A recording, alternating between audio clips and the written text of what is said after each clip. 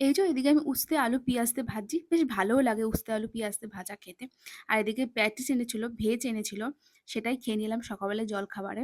আর চা খেয়েছিলাম। আজকে রান্না করতে, করতে অনেকটাই লেট হয়ে গেছে। এদিকে কিন্তু আমার সকালবেলা ভাত, উচ্ছে আলু ভাজা, পুচকুর সকালবেলার খাবার, তারপরে হচ্ছে দুপুরবেলার খাবার সবই মোটামুটি রেডি হয়ে গেছিল তাড়াতাড়ি। বাট এই মটনটার জন্য আমাদের খেতে লেট হয়ে গেল। এই যে পুচকু দুপুরবেলা উঠে পড়েছে, ওরও কিন্তু খাওয়া-দাওয়া কমপ্লিট হয়ে গেছে। ওকে খাইয়ে দিয়ে তারপরে আমার বর খেয়েছে। তারপরে আমি খেয়েছি। এই দেখো, সারাদিন ঘরে এইভাবে ঘুরপাক খায়। ওর কি মাথা ঘোরে না আমি সেটাই বুঝতে পারি না। আর এদিকে আমি দাঁড়িয়ে, দাঁড়িয়ে চপচপ করে খেয়ে নিলাম। পুচকু এখন ওদিকে শুয়ে রয়েছে ওর পাপার সাথে, সেজন্য আমি খেয়ে নিলাম। খাওয়া-দাওয়ার পর যা বাসন-কোসন ছিল সেগুলো ঝপঝপ করে মেজে নিয়ে তারপরে আমরা শুয়ে পড়েছিলাম। পুচকুও ঘুমিয়েছিল। পুচকুর ঘুম টাইমে, টাইমে। সবকিছু গুড বয়ের মতন করে একদম।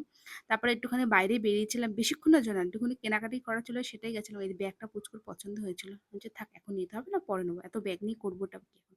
রাতে বেলা আমার জন্য রুটি করেছিলাম, হাজবেন্ডের জন্য ভাত ছিল, আর মটন তো ছিলই। এই যে আমাদের খাওয়া দাওয়া সব কমপ্লিট হয়ে গেছে, এখন আমরা শুয়ে পড়েছি। তোমাদের ভিডিওটা কেমন লাগলো জানিয়ে, সবাই ভালো থেকো, টাটা।